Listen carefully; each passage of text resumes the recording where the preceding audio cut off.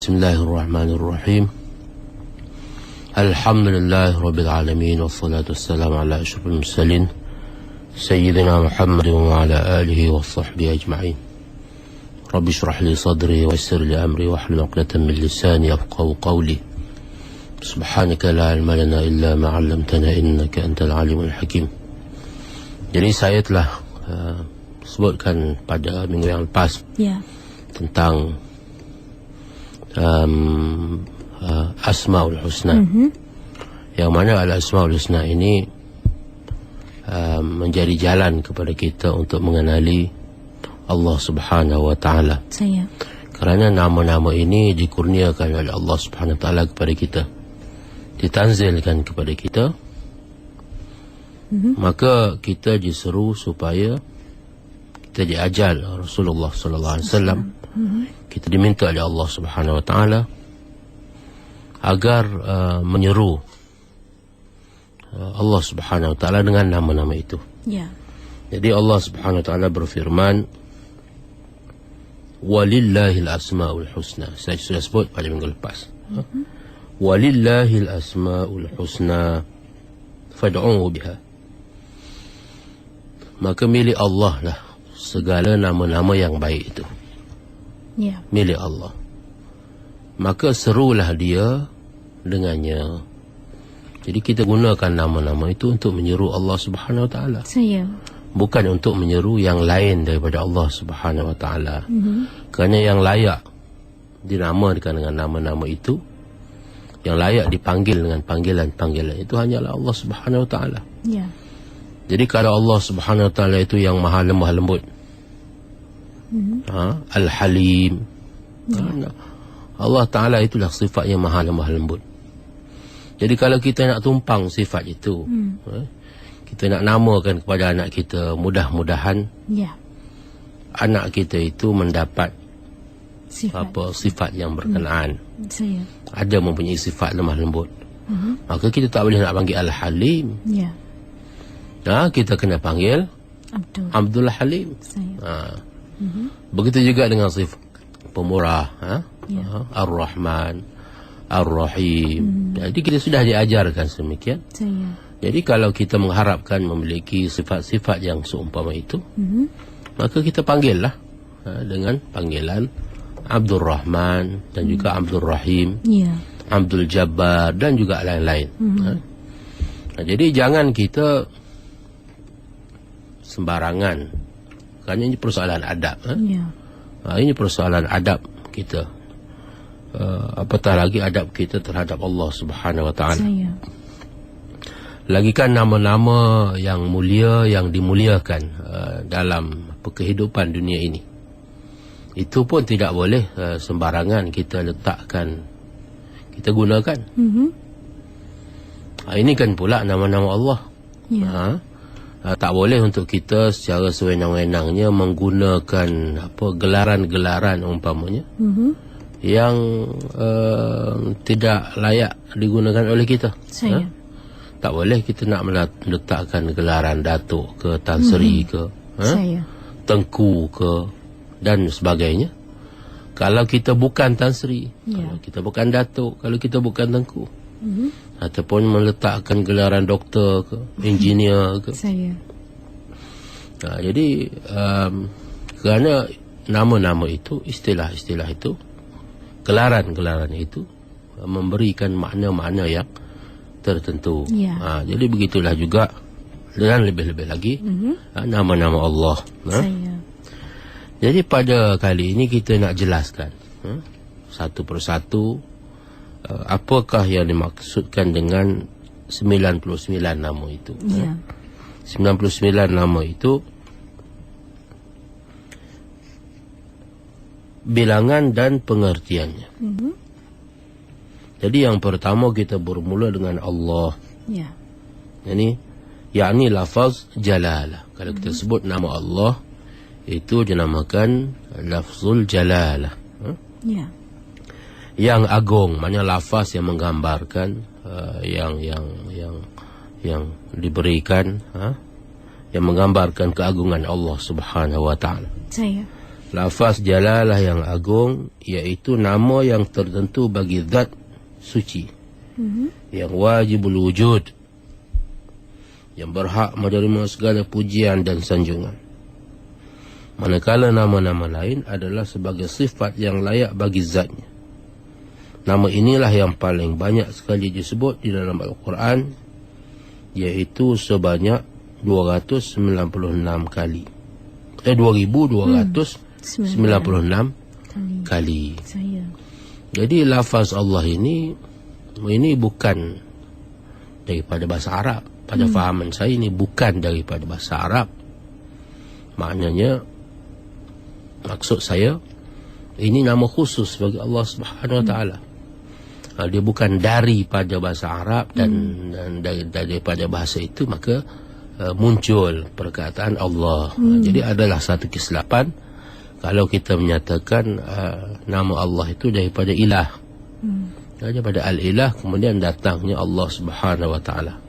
Jadi seolah-olahnya Allah Subhanahu Wa Taala sebelum wujudnya bahasa Arab tak ada nama ke? Jadi ini tak tepat. Tidak tepat. Ya. Jadi nama Allah itu adalah namanya daripada azali lagi, yang dia sendiri berikan. Bukan diberikan oleh orang Arab. Yang kedua, Ar-Rahman. Artinya yang amat pemurah. Dialah yang memberi segala rupa bentuk nikmat kepada manusia dan makhluk semua, sama ada yang berakal atau tidak, yang baik atau yang jahat, yang beriman atau yang kufur. Daripada sifat Ar-Rahman itulah melimpah rahmat di dunia ini. Di dalam Al-Quran, kalimah Ar-Rahman itu disebut sebanyak 800 kali. Jadi Ar-Rahman ini sifat kita terjemahkan sebagai sifat yang amat pemurah. Maksudnya Tuhan yang mempunyai sifat yang amat pemurah. Jadi pemurahnya Allah Subhanahu Wa Taala itu sehingga meliputi segala-galanya, semuanya. Pemurahnya termasuklah kepada yang jahat sekalipun, kepada yang beriman, pada yang tidak beriman, yang kufur, semuanya mendapat manfaat daripada sifat Ar-Rahman ini. Sifat yang ketiga ialah Ar-Rahim, yang amat mengasihani. Artinya yang amat mengasihani, yaitu Tuhan yang memberi berbagai-bagai nikmat dan rahmat kepada orang-orang yang beriman. Jadi yang ini khusus. Jadi bila sebut Ar-Rahim, dia memberi rahmat dan nikmat kepada orang-orang yang beriman, yang boleh membawa mereka kepada kebahagiaan di akhirat kelak. Seperti nikmat Islam yang dibawa oleh Rasulullah sallallahu alaihi wasallam dan lain-lain lagi. Sifat Ar-Rahim itu lebih khusus daripada sifat Ar-Rahman, kerana ia tertentu kepada hamba-hamba yang mukmin sahaja di akhirat nanti. Dan dalam Al-Quran sifat ini juga disebut sebanyak 800 kali. Jadi dua-duanya daripada akar yang sama, Ar-Rahman, Rahamim. Cuma bezanya Ar-Rahman itu umum, meliputi semua, semua makhluk. Dan Ar-Rahim itu menunjukkan sifat rahmat juga, tetapi rahmat dia kepada orang-orang yang beriman, orang-orang yang taat, khusus, lebih istimewa, lebih istimewa. Adalah disunatkan kepada kita mendahului perkataan Bismillahirrahmanirrahim pada tiap-tiap kali kita hendak memulakan kerja-kerja kita yang baik. Ini disebut dalam banyak hadis. Kita disunatkan makan, minum dan bagai-bagai segala perbuatan yang baik, maka kita mulakan dengan Bismillahirrahmanirrahim. Itu semua kita maklum. Yang keempat. Yang keempat adalah Al-Malik. yang amat bebas mentadbirkan pemerintahan mengikut apa yang dia kehendaki. Jadi Al-Malik maknanya raja. Al-Malik maknanya raja. Jadi raja tu apa? Ini yang amat bebas pentadbirannya mengikut apa yang dia kehendaki. Kalau dia tak boleh ikut apa yang dia kehendaki, dia bukan raja. Mana ada lagi yang atas pada dia. Jadi bila sebut raja Al-Malik, maknanya dia ni dalam erti kata raja yang sebenar-benarnya. Raja yang sebenar-benarnya. Dia sebut Al-Malik, raja yang dalam erti kata yang sebenar. Jadi kalau manusia jadi raja, dia tak boleh dipanggil Al-Malik. Jadi kalau kita nak namakan anak kita manusia, maka dia nama Abdul Malik. Tak boleh nama Al-Malik. Tak boleh nama Al-Malik.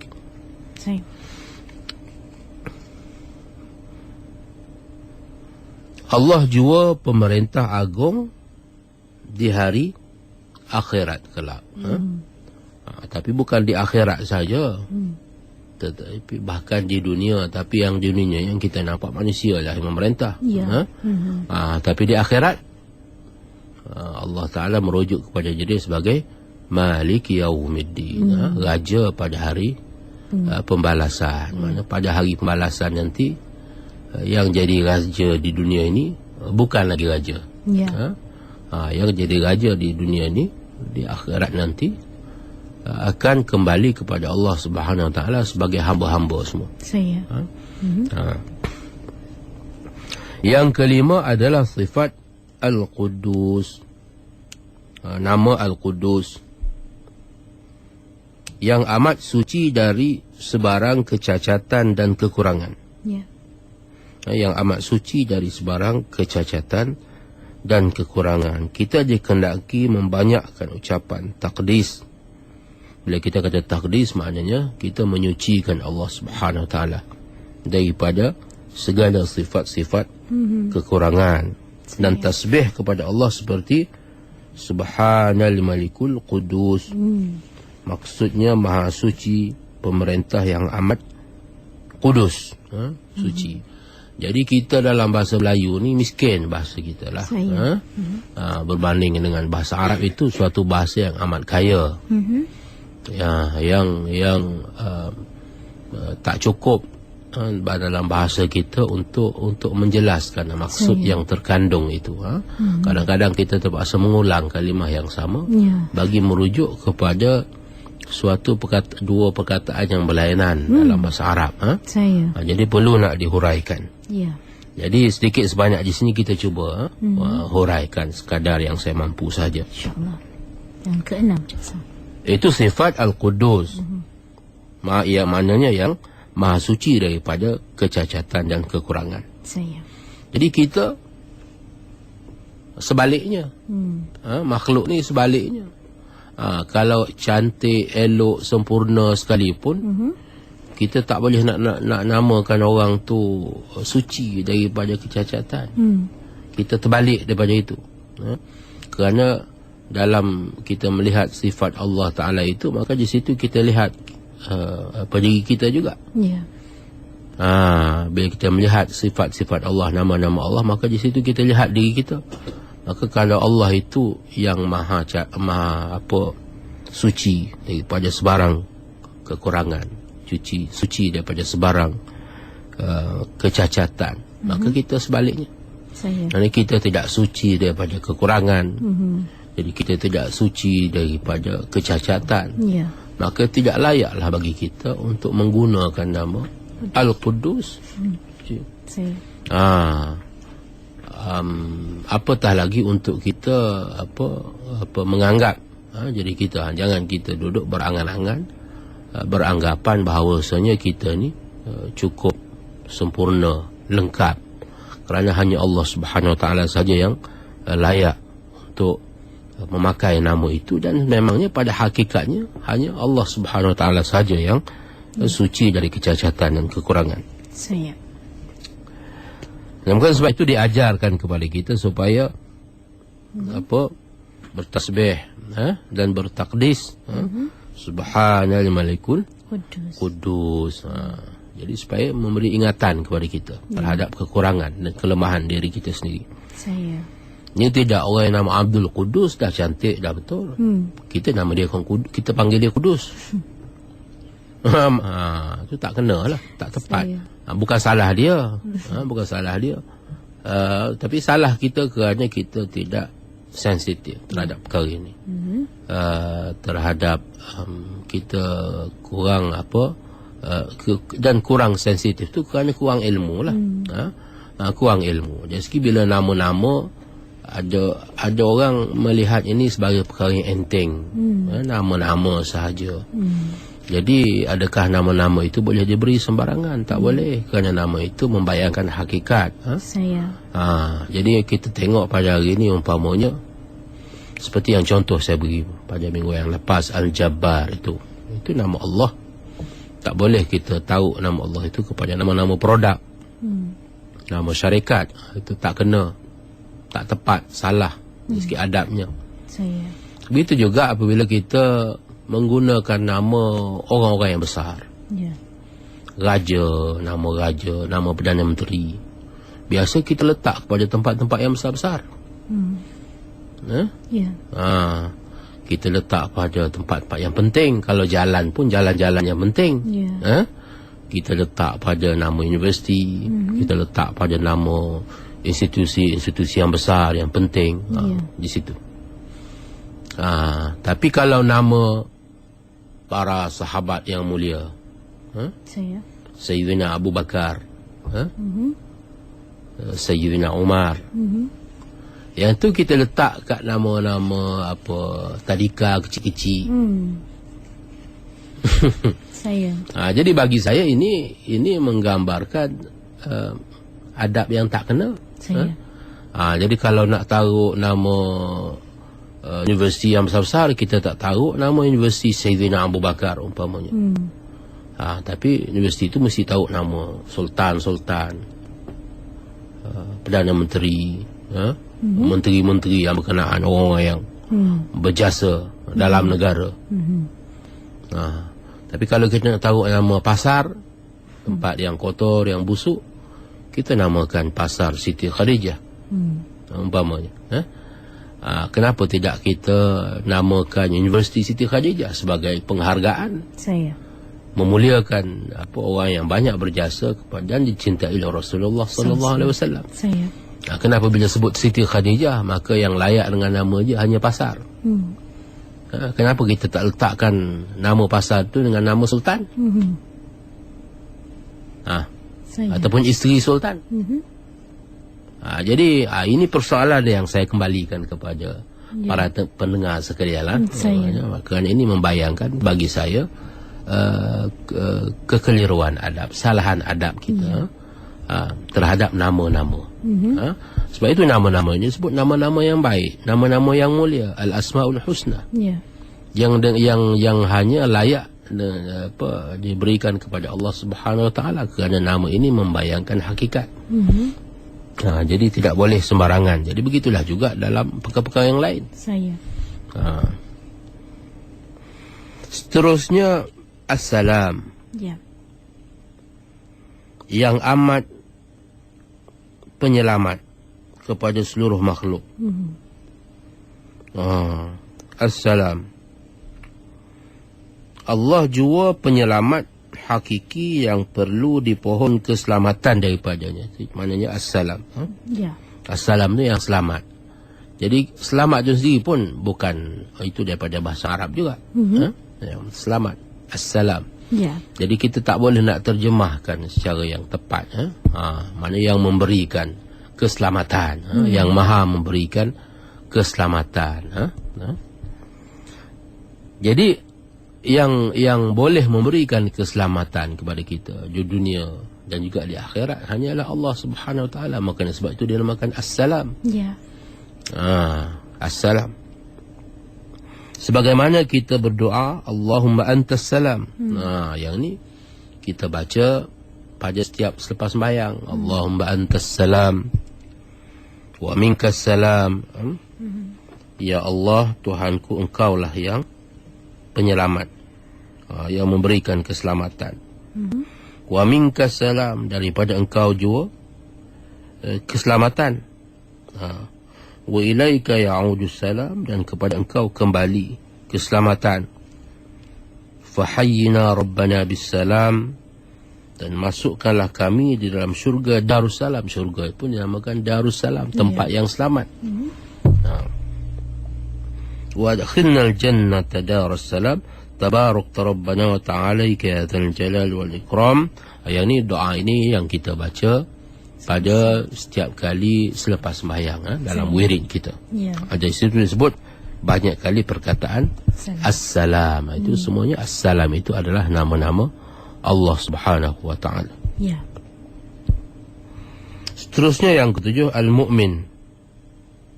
Maknanya yang amat pemelihara keamanan.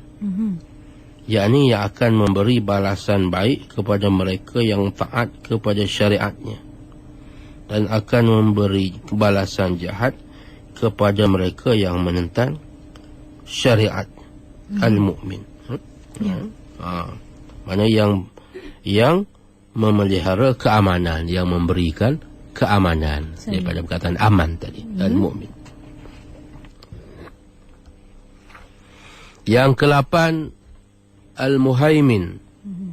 Yang amat mengawasi dan melindungi segala-galanya. Kerana Allah jua yang dapat melindungi sesuatu. Yang ke-9, Al-Aziz. Yang maha mulia, kemuliaannya puncak di atas kemuliaan yang lain. Jadi Al-Aziz itu sifat Allah yang maha mulia. Jadi bila disebut manusia, kita biasa dengar, biasa memberikan nama Abdul Aziz. Tapi nama Abdul Aziz pun kita suka panggil Aziz saja. Panggil Aziz saja. Jadi ini tak tepat. Yang ke-10, Al-Jabbar. Ini yang saya tegur pada minggu yang lepas. Jadi Al-Jabbar maknanya yang maha berkuasa penuh untuk meluluskan sesuatu yang dikendakinya. Al-Jabbar. Jadi kalau nak namakan manusia, Abdul Jabbar. Yang ke-11, Al-Mutakabbir. Yang maha kebesaran dan kemegahan. Hanya Allah jua yang berhak mempunyai sifat kemegahan. Sebab itu manusia ditegah mempunyai sifat sombong dan takbur. Seandainya jika manusia mempunyainya akan mendapat kemurkaan daripada Allah Ta'ala. Jadi Al-Mutakabbir maknanya Tuhan yang takabur. Tuhan yang takabur. Maknanya kalau dia kata dia besar, dia kata dia agung, itu sememangnya dia layak untuk berkata demikian. Kerana nama itu memang nama dia, Al-Mutakabbir. Tapi kalau manusia nak namakan dia sebagai mutakabbir, hatta kalau dia tak namakan diri dia Al-Mutakabbir, tapi dia bersikap dengan sikap itu, maka dia sebenarnya cuba bersifat dengan sifat Allah Subhanahu wa ta'ala. Yang tidak boleh dia bersifat dengannya. Tak layak bagi dia. Yang ke-12, Al-Khaliq. Yang maha pencipta, dialah yang menjadikan sesuatu daripada tiada kepada ada. Dan manusia sebagai makhluk perlu membuat hubungan dengan Khaliq dan beribadat kepadanya. Al-Khaliq maknanya yang maha pencipta. Yang ke-13, Al-Bari. Yang maha perancang, yang merancang. Dialah yang merancang sesuatu sebelum dilaksanakan. Sebab segala kejadiannya tidaklah dijadikan sia-sia saja. Jadi Allah Ta'ala tak ada benda yang jadi secara kebetulan. Semua benda, semua perkara yang berlaku itu dalam perancangan, dalam ilmu Allah Subhanahu Wa Ta'ala. Jadi kebetulan-kebetulan ni cakap-cakap kita saja. Pada hakikatnya tidak ada yang kebetulan. Kerana Allah Ta'ala itu sifatnya Al-Bari. Kemudian yang ke-14, Al-Musawwir. Yang maha pembentuk, yang memberi bentuk, yang memberi bentuk dan rupa. Dialah pembentuk segala rupa di langit dan di bumi. Yang di langit dan di bumi dialah begitu, bukan pada manusia saja. Rupa macam tu dan macam ni, itu semuanya kerana Allah Ta'ala itu sifatnya Al-Musawwir. Maka dia memberikan surah, memberikan rupa. Jadi dia lah yang memberi kepada manusia rupa. Rupa orang negro macam ni, rupa orang Mak Saleh macam ni, rupa orang Arab macam lain, muka orang Melayu lain, muka orang Jepun lain. Tujuannya supaya manusia itu kenal. Kalau semua rupa sama, tak kenal. Jadi bukan untuk kita menghina dan merendah-rendahkan di antara satu sama lain. Kalau gitu, kalau kita buat begitu, maknanya kita menghina kejadian Allah Subhanahu Wa Taala. Itu sedangkan rupa itu diberikan oleh Allah Subhanahu Wa Taala, bukan kita minta. Bukan kita minta. Yang ke-15. Yang ke-15, Al-Ghaffar, yang Maha Pengampun. Ini sifat yang Maha Pengampun. Sesungguhnya Allah itu sangat-sangat mengampunkan dosa dan kesalahan hambanya bila diminta keampunan. Jadi Allah Ta'ala itu sifatnya Maha Pengampun, tapi nak kena minta. Allah Ta'ala itu Maha Pengampun. Dia suka sangat mengampun. Tetapi kita nak kena minta. Kalau kita pun sombong, buat salah, tapi tidak sedar kesalahan diri sendiri, tak nak mengakui kesalahan diri sendiri. Bila kita tak nak mengakui kesalahan diri sendiri, macam mana kita nak meminta keampunan? Meminta maaf daripada kesilapan kita. Maka orang macam tu, walaupun Allah Ta'ala itu sifatnya Maha Pengampun, dia tak akan ampunkan. Dia ampunkan, jadi mintalah. Muka mintalah ampun daripadanya. Jadi barang siapa yang ikhlas minta secara bersungguh-sungguh, maka Allah Ta'ala itu pastilah akan mengampunkan sesiapa sahaja yang dia kendaki. Tak kiralah berapa besar dosa dia, selain daripada syirik. Selain daripada syirik. Syirik pun maknanya kalau dia bertaubat, dia berhenti daripada mensyirikkan Allah Subhanahu Wa Taala, maka Allah seolah-olahnya orang itu sudah terhapus daripada dosa. Maknanya kalau sepanjang umurnya dia mensyirikkan Allah Subhanahu Wa Taala, kemudian dia menyedari kesilapan itu, dia menyedari kesilapan itu, kesalahan itu, maka dia bertaubat, minta ampunlah kepada Allah Subhanahu Wa Taala. Maka pada masa itu hapuslah segala dosa-dosanya yang lepas. Tak kira lah berapa banyak dosa yang telah dia lakukan. Cik Azam, ada satu soalan di sini. Kalau disebutkan Allah mengampunkan dosa selama dia tidak mensyirikkan Allah, adakah itu bererti sekiranya dia memohon ampun tapi tidak diampunkan sekiranya pada masa yang sama dia masih mengamalkan amalan-amalan syirik? Iyalah, maknanya selagi ada syirik itu. Maknanya jika sudah bertaubat sepenuhnya, tidak ada yang menghalang untuk diampunkan selain pada syirik. Selain pada syirik, maknanya selagi mana ada syirik, apa gunanya diampunkan dosa-dosa yang lain? Kerana dosa yang syirik itu dosa yang tidak boleh diampunkan.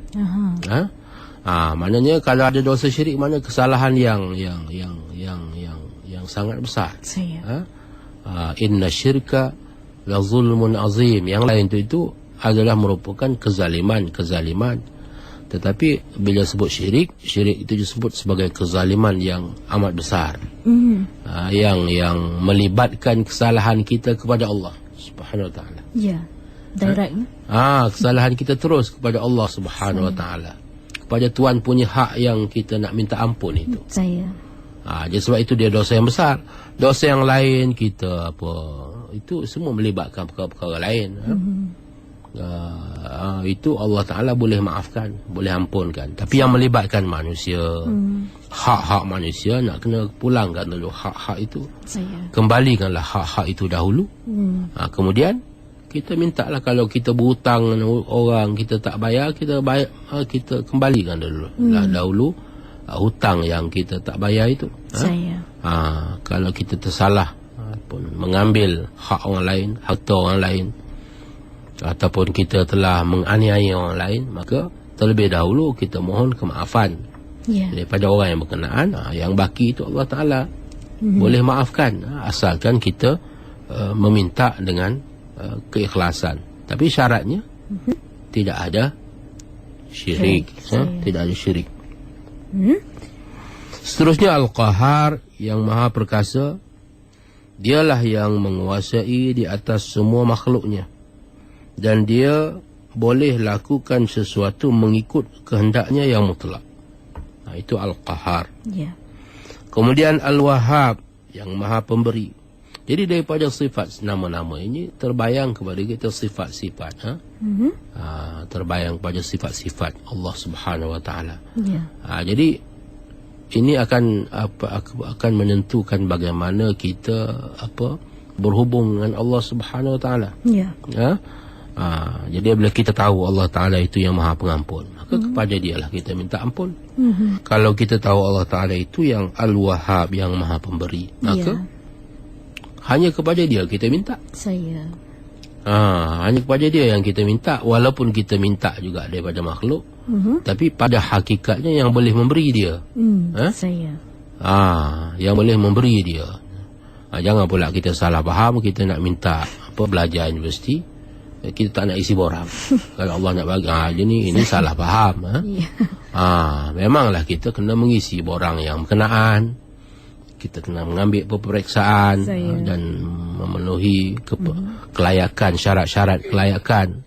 Tapi pada hakikat yang memberi kepada kita itu Allah Subhanahu Wa Taala. Yang lain itu usaha. Yang lain itu kita usahakan. Jadi berapa ramai orang yang mungkin bijak pandai. Dia bijak pandai dalam sekolahnya. Tapi tiba-tiba hari peperiksaan itu dia demam. Kita sekarang ni universiti, pemilihan universiti berdasarkan berapa banyak A yang dia dapat. Yang sepatut yang dia senang-senang sepatut biasa boleh dapat A, dia dapat B.